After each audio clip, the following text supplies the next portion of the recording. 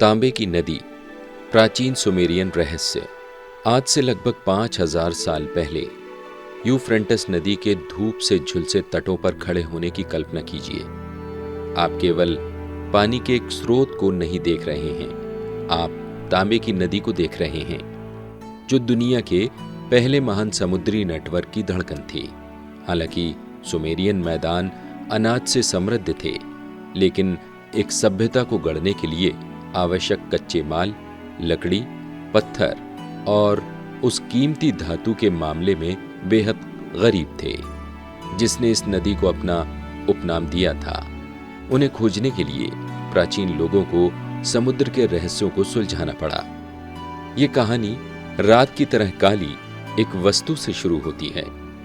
Bitumen 5500 ईसा पूर्व की शुरुआत में फारस की खाड़ी के निवासी नरकट की नावों को सील करने के लिए इस प्राकृतिक डामर का उपयोग करते थे, जिससे दलदली इलाकों और तटीय लहरों में चलने में सक्षम जलरोधी जहाज तैयार होते थे।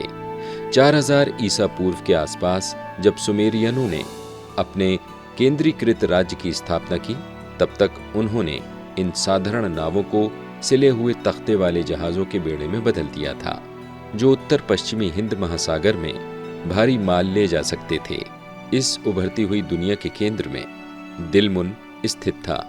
आज के बहरीन द्वीप के रूप में पहचाना जाने वाला दिलमुन एक ख्यात नाम सुरक्षित बंदरगाह था, जिसने प्राचीन दुनिया के सबसे बड़े बिचौलिए के रूप में कार्य किया। यहीं पर सुमेरियन अनाज, मिट्टी के बर्तन और बिटुमेन का आदान प्रदान दक्षिण के खजानों के साथ किया जाता था। दिलमुन ने स्वयं इन धन संपदाओं का उत्पादन नहीं किया। यह तट के ओर नीचे छिपे रहस्यों का प्रवेश द्वार था।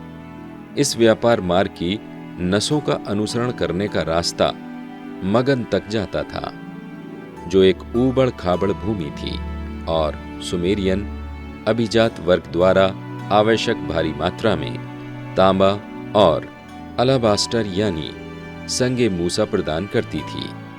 मगन के परे मेलुहा की और भी दूरस्थ और रहस्यमयी भूमि थी, जिसे अब सिंधु घाटी की हड़प्पा सभ्यता के रूप में पहचाना जाता है।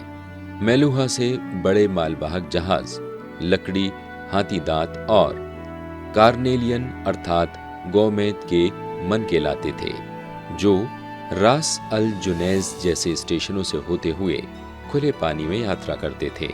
2400 ईसा पूर्व तक महान विजेता अक्कड़ के सारगोन ने गर्व से कहा था कि दिलमुन, मगन और मेलुहा के जहाज उसकी राजधानी के घाटों पर लंगर डालते थे। यह एक बहुकेंद्रित ऐतिहासिक इकाई थी, जहां निष्पक्ष व्यापार सुनिश्चित करने के लिए खाड़ी में सिंधु घाटी के मानक बाटों को अपनाया गया था। तांबे की नदी का रहस्य यह सिद्ध करता है कि वैश्वीकरण अत्यंत प्राचीन है। भूमध्य सागरीय शक्तियों के उदय से बहुत पहले इन तटीय लोगों ने समुद्र के मौसमी मिजाज में महारत हासिल कर ली थी।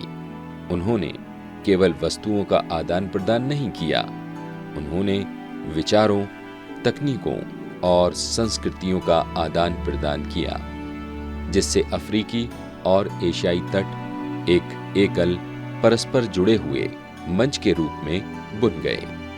दिलमुन व्यापार हमें याद दिलाता है कि हिंद महासागर कम से कम 7000 वर्षों से मानवीय कौशल के लिए एक राजमार्ग रहा है।